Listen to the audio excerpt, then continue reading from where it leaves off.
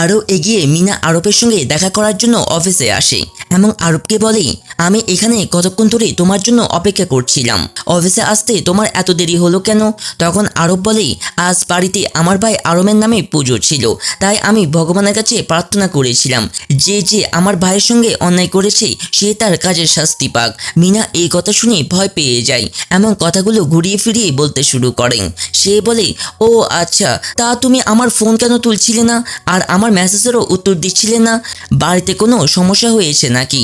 নাকি দাদি তোমাকে সে স্যুপ খাইয়ে দেননি তো? নাকি তুমি আর অরুণ একসঙ্গে ঘুমিয়ে পড়েছিলে? আরব এই কথার কোনো উত্তর দেয় না। মিনা আরবের চুপ থাকা থেকে বুঝে যায় যে তাদের দুজনের মাঝে সেসব কিছু হয়ে গেছে যা হওয়া উচিত ছিল না। তখন সে আরবের উপর রেগে যায় যে তুমি আমার কাছে প্রতিজ্ঞা করেছিলে যে তুমি অরুণকে একদম ছোবে না, তাহলে তুমি নিজের প্রতিজ্ঞা কি করে ভাঙলে? আরব বলে, হ্যাঁ আমি তোমার কাছে প্রতিজ্ঞা করেছিলাম, কিন্তু এখন সেই প্রতিজ্ঞা ভেঙে গেছে, তাই তুমি আমার সঙ্গে ব্রেকআপ করতে পারো, কারণ তোমার মতো ভালো মেয়ের জন্য তো যে কোনো ভালো ছেলে পাওয়া যাবে, তাই আমার পিছনে সময় নষ্ট করে নিজের জীবন নষ্ট করো না। আরব এই কথা বলে সেখান থেকে চলে যায়। মিনা এইসব কথা শুনে পুরোপুরি পাগল হয়ে যায় এবং সোজা আরবের পিছনে যায়, কারণ আরব একটা ধনী পরিবারের ছেলে আর সে ধনী ছেলেকে কিছুতেই হাতছাড়া করতে চায় না। তাই সে আরবকে মানাতে তার পিছনে যায় এবং বলে, প্লিজ আমাকে মাফ করে দাও, আমি একটু বেশি রিয়েক্ট করে ফেলেছি। আমি জানি দাদি তোমার পিছনে লেগে আছেন, তাই তিনি তোমাকে এসব করাচ্ছেন, আর উপর থেকে অরুণও তো তোমার পিছনে লেগে আছে যে সবসময় তোমার কাছে আসা নতুন নতুন চাল চালতে থাকে। কিন্তু কোনো সমস্যা নেই, আমি জানি তুমি আমাকে ভালোবাসো আর তুমি আমাকে কখনো ঠকাবে না। যদিও আমরা দুজন বাড়িতে একে অপরের সঙ্গে দেখা করতেই পারি না, কিন্তু আমি তো অফিসে এসে তোমার সঙ্গে দেখা করতে পারি। আমি প্রতিদিন অফিসে এসে তোমার সঙ্গে দেখা করব আর তোমার সঙ্গে অনেক ভালোবাসার কথা বলবো। এখানে মিনা আরবের সঙ্গে ফ্লার্ট করতে শুরু করে এবং তাকে কিস করা শুরু করে, কিন্তু ঠিক তখনই আরব তাকে থামিয়ে দেয় এবং বলে, আমি বিবাহিত এবং আমার স্ত্রী আছে, তাই আজ থেকে আমি তোমাকে সরাসরি বলছি, তোমার আমার বাড়িতে আসা বা গোডাউনে আসা একদম ঠিক নয়, কারণ যদি তুমি এরকম আচরণ করে যাও তাহলে লোকেরাই আমাকে খারাপ ভাববে। মিনা এই কথা শুনে পুরোপুরি হতবাক হয়ে যায় এবং আরবকে বলে, আরব তুমি এটা কি বলছো? তুমি কি কিছু বুঝতে পারছো? আরব বলে, আমি যা বলছি তা ঠিক, আমাদের দুজনের এভাবে দেখা করা একদম ঠিক নয়, তাই আমাদের দুজনকে একে অপর থেকে দূরে থাকতে হবে যতক্ষণ না সঠিক সময় আসে। আরব এই কথা বলে সেখান থেকে চলে যায়। মিনা যখন আরবের মুখ থেকে এসব কথা শুনে তখন সে বুঝতে পারে যে আরবের উপর অরুণের ভালোবাসা ধীরে ধীরে ছড়িয়ে পড়ছে। এটা জেনে তার আরও রাগ হয় এবং সোজা বাড়িতে চলে যায়। সেখানে গিয়ে বাবাকে পুরো ঘটনা বলে এবং সব জিনিসের উপর রাগ ঝাড়তে থাকে। তার বাবা বলেন, এরকম আচরণ করলে তোমার রাগ শান্ত হবে না, তাই শান্ত হও।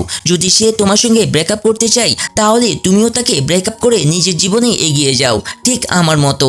আমিও তো তাকে কত ভালোবাসতাম, কিন্তু তাকে ভুলে নিজের জীবনে এগিয়ে গেছি।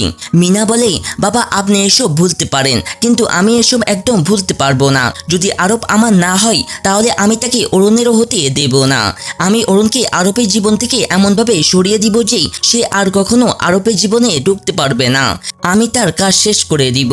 তার বাবা এই কথা শুনে পুরোপুরি ভয় পেয়ে যান এবং বলেন, তোমার মাথা খারাপ হয়ে গেছে, তুমি তাকে খুন করার কথা বলছো? মিনা বলে, হ্যাঁ বাবা, আমার মাথা খারাপ হয়ে গেছে, হয় আপনি এখানে আমাকে সাহায্য করুন, নইলে আমি নিজে গিয়ে অরুণকে খুন করে ফেলবো। বেচারা রাং মেয়ের এমন হুমকি শুনে পুরোপুরি পাগল হয়ে যান এবং অনিচ্ছা সত্ত্বেও মেয়ের এ দাবি মেনে নিতে হয়। এদিকে মিমি অরুণকে ফোন করে বলে যে সারানের অবস্থা খুব খারাপ হয়ে গেছে এবং সে হাসপাতালে ভর্তি। অরুণ এই কথা শুনে পুরোপুরি টেনশনে পড়ে যায়। সে সোজা ম্যাঙ্কের সঙ্গে হাসপাতালে যায়। সেখানে গিয়ে ভাইয়ের এমন অবস্থা দেখে পুরোপুরি বিচলিত হয়ে যায়। মিমি বলে, তুমি চিন্তা করো না, আমি তোমার ভাইয়ের চিকিৎসা করে দিয়েছি, সে খুব তাড়াতাড়ি ঠিক হয়ে যাবে। অরুণ বলে, কয়েকদিন আগে তো তার সঙ্গে দেখা করেছি, তখন তো সে একদম ঠিক ছিল, তাহলে হঠাৎ এমন অসুস্থ হয়ে পড়লো কি করে? মিমি বলে, আমার মনে হয় তোমার ভাইকে ভেতরে ভেতরে কোনো কথা কষ্ট কষ্ট দিচ্ছে, সেই কারণেই তার এমন অবস্থা। এরপর সারানের হুঁশ ফিরে আসে। অরুণ তার ভাইকে প্রথমে খুব বকা দেয় যে সে নিজের খেয়াল কেন রাখে না। সারান বলে, তুমি বিতায় আমার চিন্তা করছো, আমার কিছুই হয়নি, আমি একদম ঠিক আছি। তাই তাড়াতাড়ি আমার ডিসচার্জ করে নাও যাতে আমি বাড়ি গিয়ে আমার ক্ষেতগুলো দেখতে পারি। অরুণ বলে, আপনাকে কোনো ডিসচার্জ করা হবে না, আপনি এখান থেকে চিকিৎসা করাবেন আর ক্ষেতের চিন্তা করবেন না, আমি সেখানকার সবকিছু দেখে নিব এবং সব কাজও করে দিব। সারান বলে, তুমি এসব কি করে ম্যানেজ করবে, দাদি কি মাইন্ড করবেন না? অরুণ বলে, দাদি এতটা ছোট মনের নয়, তিনি আমাকে অনুমতি দিয়ে দিবেন। সারান বলে, অরুণ তোমার বিয়ে 3 মাস পূর্ণ হতে চলেছে, যদি 3 মাসের মধ্যে তুমি গর্ভবতী না হও তাহলে তোমাকে আরবকে ডিভোর্স দিতে হবে। অরুণ বলে, আমি গর্ভবতী হলেও এই বাচ্চার কথা ওদের কাউকেই বলবো না এবং আরব থেকে ডিভোর্স নিয়ে তার জীবন থেকে চিরকালের জন্য চলে যাব। সারান বলে, তুমি এমন বলছো মানে তোমাদের দুজনের মাঝে সেসব হয়ে গেছে? অরুণ এই কথার কোনো উত্তর দেয় না এবং ভাইকে খাবার খাওয়াতে শুরু করে। এইদিকে আরব ম্যাঙ্কের মাধ্যমে অরুণের প্রতিটি মুহূর্তের খবর রাখে এবং সেসব ঘটনা করে বেশ খুশি হয়। অন্যদিকে মিনার লোক অরুণকে মারার জন্য তার উপর নজর রাখছে, কিন্তু তাকে একা পাচ্ছে না বলে সুযোগ পাচ্ছে না। সে এই বিষয় সোজা রাং আর মিনার কাছে গিয়ে বলে। রাং বলে, মনে হচ্ছে আরব তার স্ত্রীর ব্যাপারে খুব বেশি পজিটিভ, তাই তো সে তার পিছনে লোক লাগিয়ে রেখেছে। এইভাবে তো অরুণের কিছু করা অসম্ভব।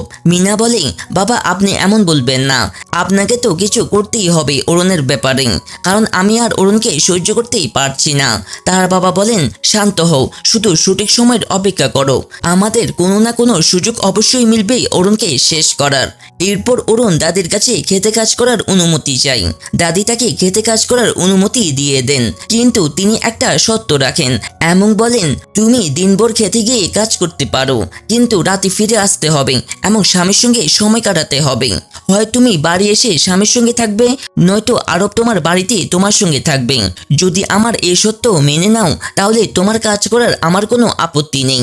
আরবের মা এই কথা শুনে আবার তিরস্কার করতে শুরু করে এবং বলে, আমার ছেলের তো কাজ আছে, সে তার কাজ ফেলে এর পেছনে লাগতে পারে না, আর সে তার প্রাসাদের মতো বাড়ি ছেড়ে এর সঙ্গে কুড়ের ঘরে কেন থাকবে? আমার ছেলে কোথাও যাবে না। দাদি বলেন, হ্যাঁ আমি জানি আরবেরও কাজ আছে, কিন্তু এই সিদ্ধান্ত তো আরবের হওয়া উচিত যে সে কার সঙ্গে থাকবে আর কার সঙ্গে থাকবে না। আর যাই হোক, ও তার স্ত্রী, তাই তার খেয়াল রাখা তার কর্তব্য। আরবের মা বলে, যাই হোক, আমার ছেলে এর সঙ্গে একদম রাজি হবে না, আমার পুরো বিশ্বাস আছে। এরপর অরুণ আরবকে এই বিষয় জানায়। আরব অরুণের সঙ্গে তার বাড়িতে থাকতে রাজি হয়ে যায়। উল্টো সে এমন এমন বাহানা বানাতে থাকে যা শুনে অরুণ পুরোপুরি বিরক্ত হয়ে যায়, কারণ আরবের হিসাব অনুযায়ী তার গোডাউন অরুণের বাড়ির খুব কাছে। অরুণ বলে, আরব তোমার মাথা খারাপ হয়ে গেছে, তুমি কি ধরনের বকবকানি করছো? তোমার বাড়ি তো তোমার গোডাউনের কাছে, আমার না, তাহলে তুমি আমার সঙ্গে আমার বাড়িতে কেন থাকতে চাও যেখানে তোমার শুধু সমস্যা হবে?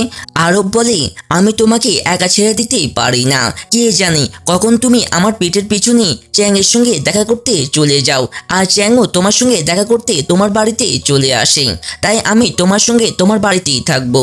অরুণ বলে, এখন আমার সব বোঝা গেল, তুমি চ্যানের জন্যই আমার সঙ্গে আমার বাড়িতে থাকতে চাও, কারণ তোমার মনে হচ্ছে আমার তার সঙ্গে চক্কর চলছে। এ নিয়ে দুজনের মধ্যে ঝগড়া শুরু হয়। অরুণ আরবকে বকা দিয়ে বলে, যদি তুমি আর একটা কথাও মুখ থেকে বার করো তাহলে আমি এই ঘর ছেড়ে আরবের ঘরে ঘুমাতে চলে যাব। আরব এই কথা শুনে মুখে তালা লাগিয়ে দেয় এবং চুপচাপ বসে পড়ে। অরুণও রেগে সেখান থেকে চলে যায়। আরব এসব দেখে খুশি হয়ে যায়, কারণ সে চায় না অরুণ তাকে ছেড়ে অন্য ঘরে ঘুমাতে যাক। পরের দিন অরুণ খেতে কাজ করতে যায়, সেখানে রাঙের লোকরাও তার উপর নজর রাখছে এবং প্রতি মুহূর্তের খবর সোজা রাংকে দিচ্ছে। রাং বলে, সুযোগ বুঝে অরুণকে রাস্তা থেকে সরিয়ে দাও। সে লোক বলে, ঠিক আছে। সে প্রথমেই ম্যাংকে শেষ করে, কারণ ম্যাং 1 মিনিটের জন্য অরুণকে একা ছাড়ে না আরবের কথাই। সে প্রথমে ম্যাংকে শেষ করে এবং তারপর অরুণের পিছনে যায়। এইদিকে আরব ম্যাংকে ফোন করে অরুণের খবর নিতে চায়, কিন্তু ফোন একেবারেই বন্ধ হয়ে যায়। এতে আরব খুব টেনশনে পড়ে যায় যে ম্যাং ফোন বন্ধ করলো কেন। এইদিকে অরুণ তার সব কাজ শেষ করে ভাইয়ের সঙ্গে দেখা করতে হাসপাতালে যাচ্ছে। সে ম্যাংকের কাছে যায় যাতে সে তাকে হাসপাতালে নিয়ে যায়। সে সব জায়গায় ম্যাংকে খুঁজে এবং ফোনও করে, কিন্তু ফোন বন্ধ দেখাচ্ছে। এতে সে খুব চিন্তিত হয়ে পড়ে। তখন সেখানে তার গাড়ির চাবি পড়ে থাকতে দেখে। তার মনে হয় হয়তো সে কোনো কাজে বাইরে গেছে, তাই সে একাই ভাইয়ের সঙ্গে দেখা করতে হাসপাতালে চলে যায়। এদিকে মিমি সারানের খুব ভালো করে খেয়াল রাখছে। সারান বলে, এই মাত্র তো তোমার কাজ শেষ হয়েছে আর তুমি এসে আমার সেবায় লেগে গেছো। তুমি বেশ ক্লান্ত দেখাচ্ছ, তুমি কি একটু বিশ্রাম নাও। মিমি বলে, এমন কিছু না, আমি একদম ক্লান্ত নই, এইসব করে আমার খুব ভালো লাগে। তোমার কাছে থেকে তোমার খেয়াল রাখতে আমার খুব ভালো লাগে। আমি জানি তুমি আমাকে এখনো পছন্দ করো না, হয়তো তোমার মনে অন্য কেউ আছে, কিন্তু আমি তোমাকেই পছন্দ করি আর তোমার কথাই তোমাকেই পছন্দ করা বন্ধ করতে পারি না। আমি পুরো চেষ্টা করব তোমার মনে জায়গা করে নিতে। সারান বলে, মিমি আমার পিছনে সময় নষ্ট করে কোনো লাভ নেই। মিমি বলে, এটা আমার সিদ্ধান্ত হবে যে আমি তোমার পিছনে সময় নষ্ট করব নাকি করব না। আর আমি সিদ্ধান্ত নিয়ে ফেলেছি যে আমি আমার ভালোবাসা থেকে হাল ছাড়বো না, বরং তাকে পাওয়ার পুরো চেষ্টা করব। মিমি এই কথা বলে সেখান থেকে চলে যায়। এইদিকে আরবের অরুণের জন্য খুব চিন্তা হচ্ছে, কারণ অরুণ এখনো বাড়ি ফেরেনি। কিন্তু আরবের মায়ের অরুণের জন্য কোনো চিন্তা নেই, তার মনে হচ্ছে অরুণ সব নাটক করছে আরবের মনোযোগ পাওয়ার জন্য। তাই আরবের মা আরবের মনে অরুণের বিরুদ্ধে বিষ ঢালার চেষ্টা করে এবং ছেলেকে মিনার সঙ্গে মিলিয়ে দেওয়ার চেষ্টা করে যাতে তাদের মিল হয়। কিন্তু আরবের মায়ের কথাই তার কোনো মনোযোগ নেই, তার সব মনোযোগ অরুণের উপর, যে অরুণ এখনো বাড়ি ফিরল না কেন। এইদিকে ম্যাঙ্কের হুঁশ ফিরে আসে, সে সোজা আরবকে ফোন করে বলে যে রাঙের লোকেরা অরুণকে মারার চেষ্টা করছে, প্লিজ গিয়ে তাকে বাঁচাও। আরব এই কথা শুনে পুরোপুরি অবাক হয়ে যায় এবং তাড়াতাড়ি অরুণকে খুঁজতে বেরিয়ে পড়ে। এইদিকে অরুণ ভাইয়ের সঙ্গে দেখা করেই বাড়ি ফিরছে, তখন রাঙের লোক এসে তার উপর হামলা করে এবং তাকে অপহরণ করার চেষ্টা করে। কিন্তু কোনো রকমে অরুণ নিজের প্রাণ বাঁচিয়ে সেখান থেকে পালায়, কিন্তু সেই গুন্ডারা তার পিছু ছাড়ে না এবং তাকে খুন করার চেষ্টা করে। কিন্তু ঠিক সময় আরব সেখানেই পৌঁছে যায় এবং সে গুন্ডার খুব মারধর করে, মেরে তার অবস্থা 12টা বাজিয়ে দেয়। গুন্ডা ভয়ে কাঁপতে কাঁপতে সেখান থেকে পালায়। আরব অরুণের এমন অবস্থা দেখে খুব টেনশনে পড়ে যায় এবং তাকে সোজা বাড়িতে নিয়ে যায়। এইদিকে মিনা খুব খুশি হচ্ছিল যে আজ তো অরুণের কাজ শেষ হয়ে যাবে, কিন্তু তখনই সে গুন্ডা ফোন করে বলে যে সে অরুণের কিছুই করতে পারেনি, কারণ আরব অরুণকে বাঁচাতে সেখানে চলে এসেছিল। মিনা এই কথা শুনে পুরোপুরি হতাশ হয়ে যায় এবং সব রাগ সে গুন্ডার উপর ঝাড়ে। তার বাবা বলেন, তুমি গুন্ডার উপর কেন রাগ করছো, সে তো তার কাজই করছিল, মাঝখানে আরব না এলে সে নিশ্চয়ই কাজ করে দিত। মিনা বলে, বাবা আমার ভয় হচ্ছে কোথাও আরব যদি আমাদের এই প্ল্যানের কথা জেনে ফেলে। তার বাবা বলেন, এমন কিছুই হবে না, যদি এমন কিছু হয় তাহলে আমরা এমন ভান করব যেন আমাদের এসবের কিছুই জানা নেই। এরপর আরব অরুণকে বাড়িতে নিয়ে আসে।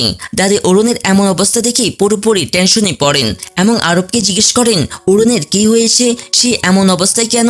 আরব এখানে দাদিকে কিছুই বলে না, উল্টো বলে, আমাকে এখন জরুরি কোথাও যেতে হবে, আমি সেখান থেকে এসে আপনাকে সব বলবো। আরব এই কথা বলে সেখান থেকে চলে যায়। দাদি অরুণের এমন অবস্থা দেখে খুব চিন্তিত হয়ে পড়েন এবং অরুণের খেয়াল রাখেন। এরপর অরুণের হুঁশ ফিরে আসে, অরুণ খুব ভয় পেয়ে থাকে। দাদি তাকে শান্ত করেন এবং বলেন, কিছুই হয়নি, তুমি বাড়িতে আছো, নিরাপদে আছো, বলো তো তোমার সঙ্গে কি হয়েছিল আর কে করেছিল। অরুণ দাদিকে সব কথা বলে দেয় এবং এটাও বলতে যায় যে এইসব ঘটনার পিছনে রাঙের হাত আছে, কিন্তু তখনই সে চুপ হয়ে যায় শাশুড়ির দিকে দেখে। কিন্তু দাদি বুঝে যান যে এসব রাঙের কাজ। এখানে আরবের মা তিরস্কার করে এবং অরুণকে বলে, এইসব নাটক করছে আরবের মনোযোগ পাওয়ার জন্য, এর সঙ্গে এমন কিছুই হয়নি। দাদি তার উপর খুব রাগ হয় এবং তিনি বলেন, তোমার চোখে পড়ছে না অরুণের এমন অবস্থা আর তুমি তাকে কথা শোনাচ্ছ, তোমার মধ্যে একটু দয়া নেই। যদি অরুণের চিন্তা না করতে পারো তাহলে খোঁচাও মেরো না। দাদি এই কথা বলে তাকে ঘর থেকে বের করে দেন এবং অরুণকে ভালো করে খেয়াল রাখেন। অন্যদিকে আরব সোজা মিনার বাড়িতে যায় এবং সরাসরি জিজ্ঞেস করে, তোমরা অরুণের সঙ্গে এমন কেন করলে, তোমরা তার উপর হামলা কেন করালে। মিনা আর তার বাবা এটা অস্বীকার করে, উল্টো মিনা আরবকে ইমোশনালি ব্ল্যাকমেল করে যে তুমি আমার সম্পর্কে এটা ভাবো, তোমার মনে হয় আমি এরকম নোংরা কাজ করব। মিনা এই ঘটনা থেকে নিজেকে পুরোপুরি বাঁচানোর চেষ্টা করে। আরব যখন তাদের কথা শুনি তখন বুঝতে পারে যে তারা এত সহজে নিজের অপরাধ স্বীকার করবে না, কারণ তার কাছে তাদের বিরুদ্ধে কোনো প্রমাণ নেই। তাই বেচারা চুপচাপ সেখান থেকে চলে যায়। এরপর তারা বাড়ি ফিরলে ম্যাং আরবকে জিজ্ঞাসা করে, তুমি কি সত্যি তাদের কথাই বিশ্বাস করছো যে তারা অরুণের উপর হামলা মামলা করায়নি? আমি তোমাকে বলছি তারা মিথ্যে বলছে।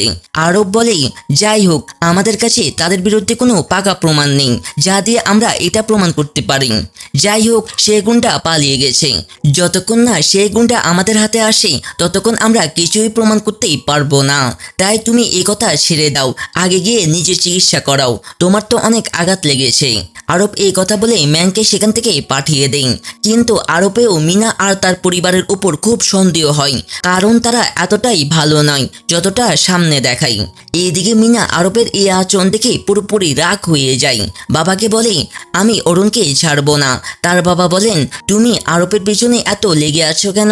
যাই হোক, তুমি তো তাকে ভালোবাসো না, শুধু টাকার জন্য তার পেছনে লেগেছিলে। যদি সে তোমাকে গুরুত্ব না দেয় তাহলে তুমি তাকে গুরুত্ব দিচ্ছ কেন? মিনা বলে, আমি তা করতে পারবো না। সেই মানুষটা আমার অহংকারে আঘাত করেছে, আর অরুণও।